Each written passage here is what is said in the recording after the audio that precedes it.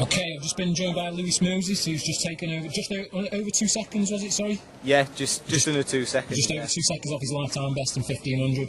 3:43.8, so congrats on your run, Lewis, very impressive. Cheers. Your thoughts on how it went tonight, mate? Yeah, it was really good. It was a bit of a strange race because it went off really quick at first, and I think the lads at the front went through in about 56 through the first lap, and then sort of under 157 through 800 as well, and then we just seemed to come into a big bunch going into the final lap. But it was good because it worked out to be like a pretty good race, so it was good to race the guys at the front and be mixing it at the front, and sort of like you say, getting a race, and because that's how championships are running, you've got to get used to that as well as pace races. I was going to say, so how much confidence was it? Because like I say, it was a stacked field. Jermaine Mays, Stephen Davies, Johnny Taylor, loads of high names, low 340 guys, and like I say, you were in amongst it. I know the spread, you were 8th, but it was like I say, you could throw a blanket over most of the guys there. How much confidence does that give you going ahead into things like the 3As and whatnot? Yeah, it's brilliant, yeah, because I've had a couple of disappointing runs in the 3As finals, so to be 8th in a field like that's pretty good, and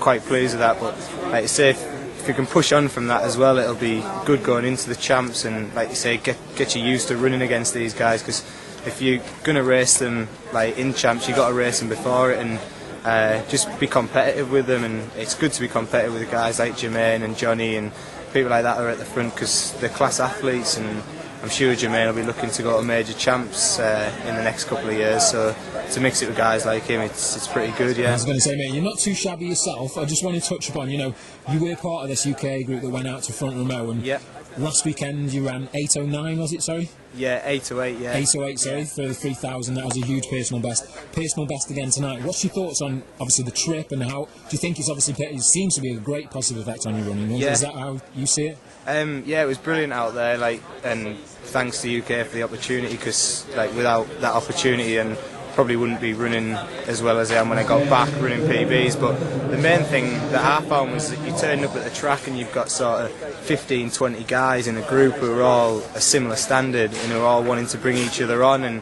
you're living together on a daily basis, and you're all training together, and the sessions were great. George did a fantastic job bringing the sessions together out there, and it wasn't all about sort of smashing sessions every week. It was just about living there and getting together, getting a good group. And George kept sort of saying about positivity, and it just all rubbed off on each other, like watching Tomo run a 10k over there, getting up at 6 in the morning as a group and watching him, and everyone buzzing off that. And then you've got people like Lisa there, and Ricky Sue's coming back and watching Ricky on the track. It's just all positive, and I think that's the vibe they're trying to get across. I was going to say, positive. Is it something you'd look to obviously take up the opportunity next year or in future? So is it definitely something you'd recommend for guys to get, guys and girls to get involved? Yeah, with? definitely. If anyone can get out there, I'd definitely recommend. Yeah, definitely recommend getting out there, given the chance. Just put your name down. If there's an opportunity there, just try and get out and make the most of it, because you only get one chance, so just take as many as you can, really. Good. Just sort of bringing it down then, Lou, what sort of next now? Say 3:43 tonight, what's sort of then the pipelines in terms of getting into obviously for those three at the major champs? What races have you got coming up? Yeah, I've got Watford in 2 weeks, and then I think that leaves 2 weeks for the 3As, so if I can chip another sort of hundredths or second off going into Watford, I'll be pretty happy.